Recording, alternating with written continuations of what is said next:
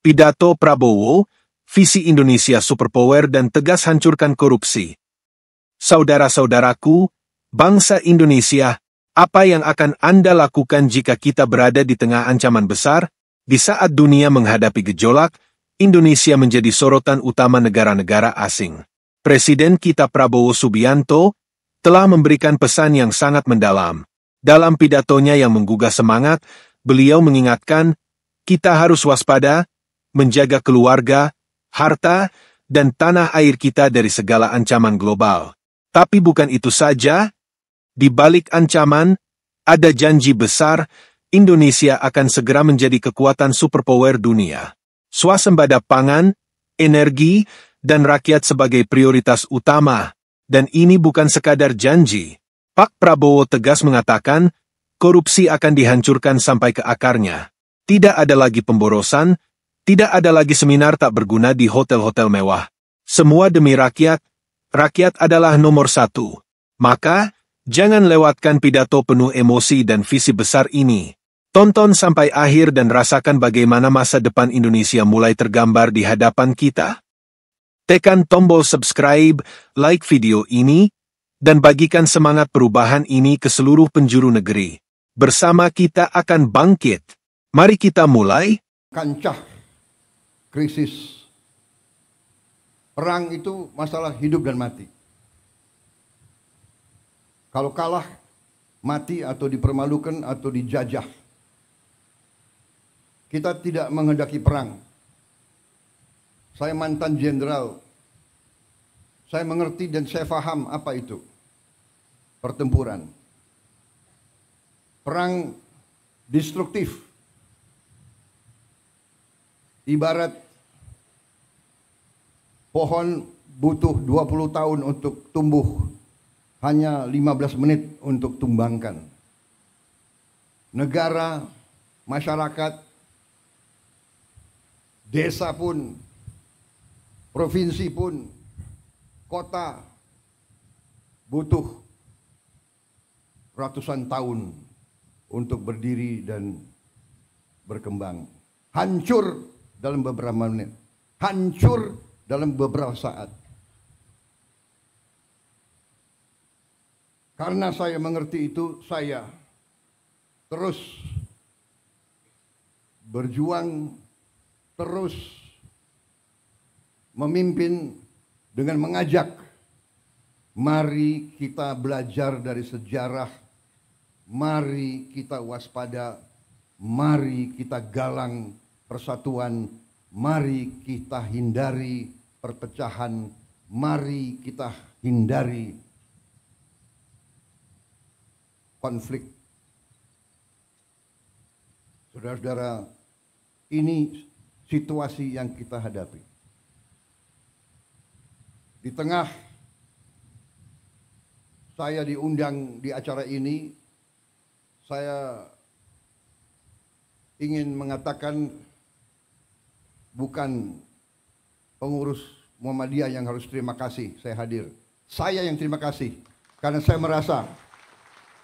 merasa tidak hanya kehormatan, tapi saya merasa penting bagi saya untuk bisa bicara kepada tokoh-tokoh Muhammadiyah, kepada para guru, kepada para ustadz, kepada para ulama. Ustadz, guru, ulama adalah pendidik bangsa, adalah panutan rakyat, panutan masyarakat. Sekali lagi saya katakan,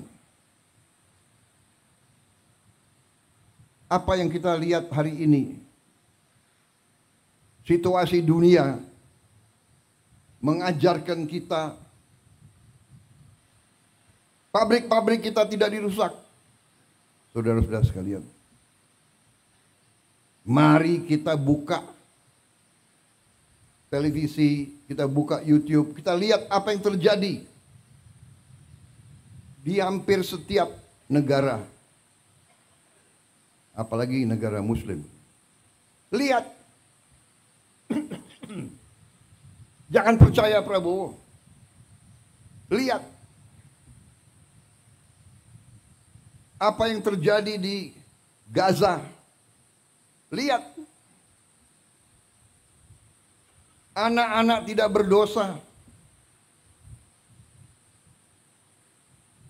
Angka terakhir diperkirakan 5.000 anak di bawah umur 1 tahun mati terkubur. Ribuan lagi kita tidak tahu. Belum anak di atas 1 tahun, belum orang tua, belum ibu-ibu. Libanon, jutaan warga Libanon mengungsi, hilang rumah. Tapi Barat, saudara-saudara sekalian,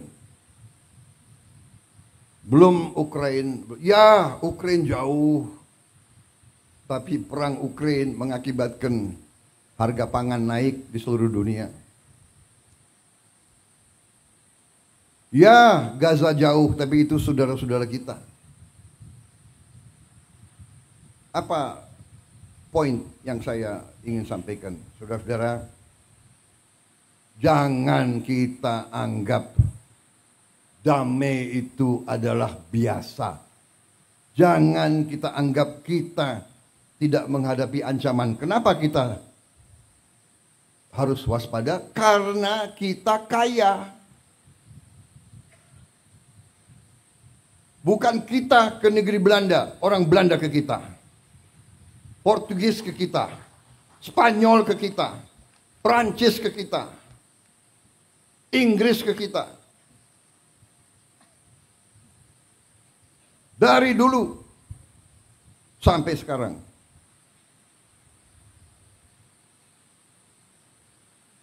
Saudara-saudara, saya kira pelajaran termasuk di semua agama, pelajaran agama Islam pun mengajarkan bahwa kita harus bertanggung jawab atas keselamatan kita sendiri, keselamatan keluarga kita, dan juga atas harta kita. Jadi saudara-saudara, dalam kondisi penuh ketidakpastian, di mana hitungan sekarang adalah di Eropa terjadi kurang lebih 17% kemungkinan perang nuklir.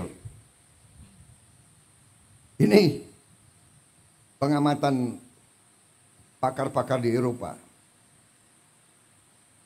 Karena negara barat mengizinkan peluru-peluru jangka jauh, jarak jauh mereka menyerang Rusia. Rusia sekarang mengatakan dia boleh menyerang negara-negara barat menggunakan senjata-senjata yang paling mutakhir. Belum Timur Tengah, belum di Asia, Taiwan dan Korea Utara. Kalau tidak salah tadi malam pemerintah Korea Selatan menyatakan keadaan darurat di Korea. Jadi saudara-saudara, marilah kita jangan terlalu lengah, jangan terlalu santai. Kita non-blok, kita tidak memihak, kita menghormati semua negara, itu maunya kita. Tapi saudara-saudara,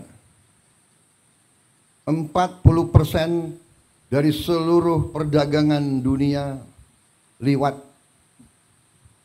lautan Indonesia. 40% seluruh perdagangan seluruh dunia lewat perairan kita. 70% energi Tiongkok, Korea, dan Jepang lewat perairan Indonesia. Bisakah kira-kira kalau terjadi perang besar, bisakah kita tidak terseret? Untuk itu kita butuh kepemimpinan politik yang handal. Dan kepemimpinan politik yang saya maksud bukan kepemimpinan politik yang hanya dari pemerintah. Dan untuk itu perlu ada kerukunan, perlu ada jiwa besar dari semua kalangan. Kita banyak berbeda. Perbedaan itu baik dan wajar. Kita berbeda suku, kita berbeda agama, dan untuk itu saya ucapkan hormat saya kepada Muhammadiyah. Saudara buka lembaga-lembaga pendidikan tidak hanya kepada umat Islam, tapi buka untuk semua. Saudara telah memberi contoh dalam toleransi, dalam kehidupan inklusif, dalam kehidupan saling hormat menghormati, dalam kehidupan saling menjaga, saling mendukung. Ini sangat penting. Ini sangat penting. Ada pihak dari semua agama, dari semua ras dan semua suku yang selalu mau mengambil garis yang keras. Fanatisme, fanatisme agama, fanatisme suku, fanatisme ras, fanatisme budaya dan sebagainya. Justru ini yang melahirkan peperangan. Saudara-saudara, karena itu apa yang saudara telah melaksanakan adalah sesuatu yang sangat-sangat berharga bagi kita semua. Milad ke-112 tentunya saya atas nama pemerintah dan atas nama pribadi menyampaikan selamat dan harapan ke depan Muhammadiyah akan terus dalam peranannya di bidang dakwah, kesehatan, pendidikan, melahirkan kemakmuran untuk semua adalah sangat tepat. Karena kemakmuran adalah tujuan kita. Tapi tidak ada kemakmuran tanpa keadilan.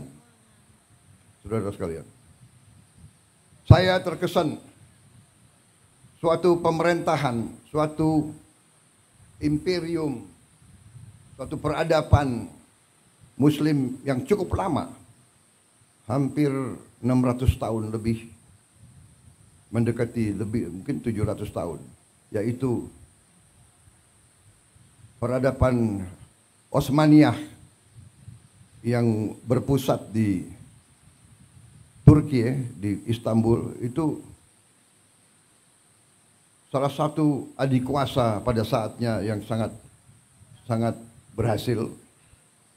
Ciri khasnya adalah dia memimpin suatu kekaisaran imperium yang multi etnis, yang toleran kepada semua agama, semua suku, ratusan suku yang berbeda-beda.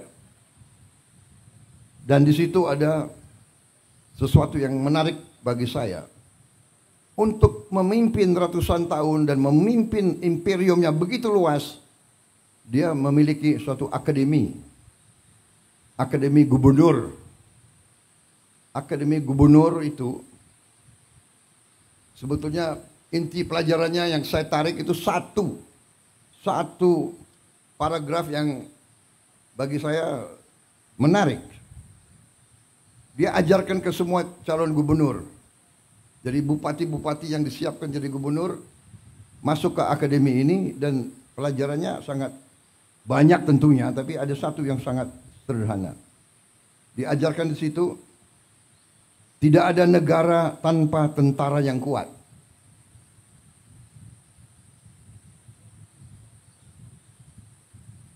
Karena ada kecenderungan pelajaran-pelajaran liberal seolah-olah mau dipisahkan antara sipil dan tentara. Mau dipisahkan antara cendekiawan sama, tidak bisa. Pelajaran Tidak ada negara tanpa tentara yang kuat. Tidak ada tentara yang kuat tanpa uang. Tidak ada uang tanpa kemakmuran. Tidak ada kemakmuran tanpa rakyat yang bahagia dan sejahtera. Tidak ada rakyat yang bahagia dan sejahtera tanpa pemerintah yang bersih dan adil. Ini benar sekali.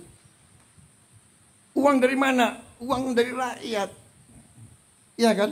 Melalui pajak, melalui retribusi. Kalau rakyat tidak bahagia, gak mau bayar pajak dia. Pengusaha yang merasa diperes, ya kan? Dulu, sekarang mungkin tidak ada. Mudah-mudahan tidak ada lagi. Dia tidak rela bayar pajak, dia tidak rela.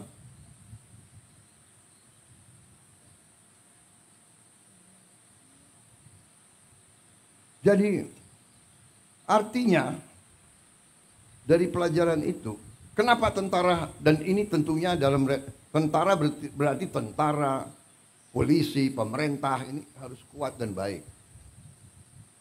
Tapi tidak mungkin kalau uangnya tidak cukup. Uang tidak cukup, ya dia bisa bertindak. Kita diajarkan oleh senior-senior kita. Tentara yang tidak disiplin sangat berbahaya. Gerombolan. Tentara yang tidak setia kepada tuannya berbahaya. Siapa tuannya tentara? Tuannya tentara rakyat. Rakyat yang membayar tentara. Sepatunya, kaos kakinya, bajunya, semua dari rakyat. Kalau rakyat itu tidak bahagia, tidak sejahtera, dan mereka tidak mungkin bahagia dan sejahtera kalau pemerintah itu tidak bersih dan tidak adil. Ini pelajaran saya kira, bukan kita nyontek, kita perlu belajar dari yang baik, yang berhasil. Dan setiap peradaban tentunya ada pasang, ada puncak, ada surut. Surut. Kenapa? Karena dihajar di mana-mana. Dan kalau kita jujur, di ujungnya memang pemerintahan mereka pun juga terjadi korupsi dan sebagainya. Satu hal yang kita belajar dari sejarah, pemerintah yang korup tidak bisa membawa kemakmuran kepada rakyat. Itu pelajaran. Itu pelajaran. Jadi saudara-saudara, marilah kita bersama-sama sesuai dengan tema yang saudara-saudara pilih. Marilah kita berjuang mencari kemakmuran. Supaya kita hilangkan kemiskinan, hilangkan kelaparan, hilangkan stunting. Saudara-saudara, saya telah mempelajari angka-angka mendalam. Sungguh luar biasa kekayaan kita. Sungguh luar biasa. Tapi kita koreksi diri, kita banyak yang terus terang saja kurang piawe, kurang handal untuk menjaga kekayaan kita. Karena itu saya bertekad untuk mencapai pemerintah yang bersih.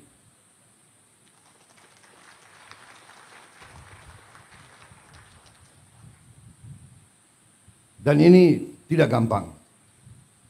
Ini sangat sulit. Bahkan saya tahu, saya ditertawakan, saya diejek. Tapi saya sudah biasa diejek. Mana mungkin menghilangkan korupsi di Indonesia? Mana mungkin menghilangkan kemiskinan? Mana mungkin menghilangkan kelaparan? Apa? mau kasih makan bergizi. Hahaha, ketawa. Di awal mereka tertawakan saya dan saya tahu mereka mengancam saya. Saya tahu saya diancam. Nanti harga saham, harga indeks saham akan turun. Di hari-hari pertama saya luncurkan gagasan makanan bergizi, sudah muncul. Saya mengerti, saya ini cukup lama jadi orang Indonesia. Saya mengerti. Saya mengerti. Ada ancaman terbuka, ada ancaman halus. Ada senjata yang terbuka, senapan, meriam, ya itu. Tapi sebelumnya ada senjata-senjata lain. Senjata psikologis, adu domba, fitnah, hoax.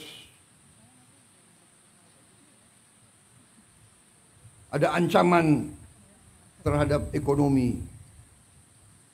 Saudara-saudara, Pak, karena gagasan makan bergizi, harga saham indeks turun. Saya bilang, saya jawab ke mereka itu, saya kasih tahu ya, biar saya nggak punya saham, saya bilang. Dan rakyat di desa-desa tidak punya saham. Benar.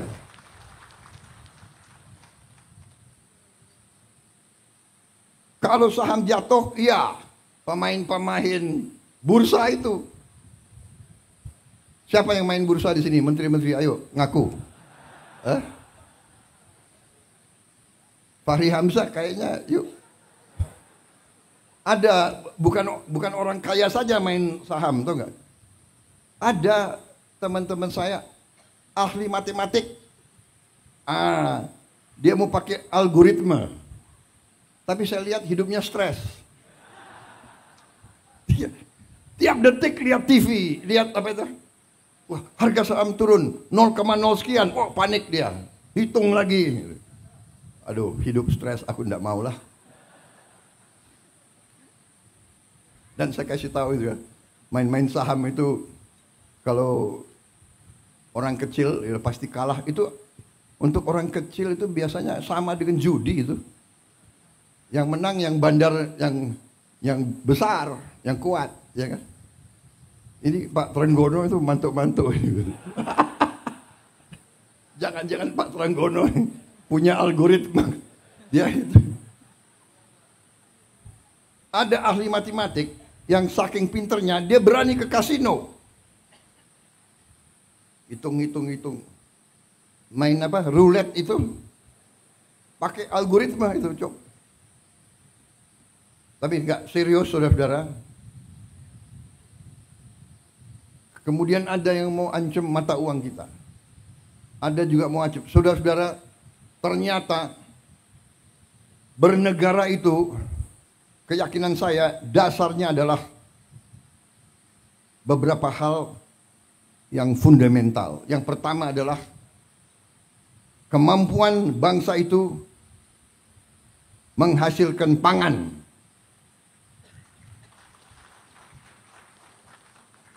Karena itu kita hormati apa yang dilakukan oleh pemerintah sebelum saya. Semua pemerintah sebelum kita. Dari Presiden Soekarno selanjutnya punya jasa sampai kita berada di sini. Yuk kita hormati pemerintah Pak Jokowi.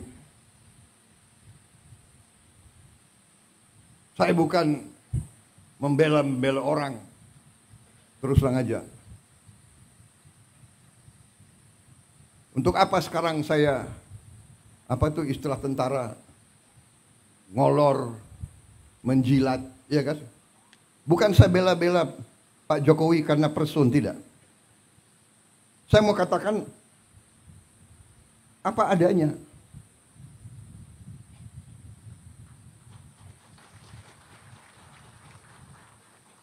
Kalau ada kekurangan, kita semua ada kekurangan. Semua pemimpin ada kekurangan. Jangan memfitnah, jangan menyerang. Kita semua punya kekurangan. Mau buka-bukaan. Yang nggak enak. Kita diajarkan nenek moyang kita, orang tua kita, mikul dhuwur mendem jero. Orang tua hormati yang baik. Kita sebagai yang muda berani juga ngoreksi. Tapi ngoreksinya dengan cara yang baik, yang sopan. Saya kira itu ajaran ustadz-ustadz saya. Saya bukan orang yang terlalu baik. Agama saya akui di depan Muhammadiyah. Aku akui. Tapi saya ingat ajaran ustadz-ustadz saya. Tidak boleh dendam. Tidak boleh maki-maki. Ya kan? Tidak boleh sakit hati. Tidak boleh benci. Tuhan aja memaafkan kok. Manusia meneruskan permusuhan. Saya ini dikalahkan oleh Pak Jokowi.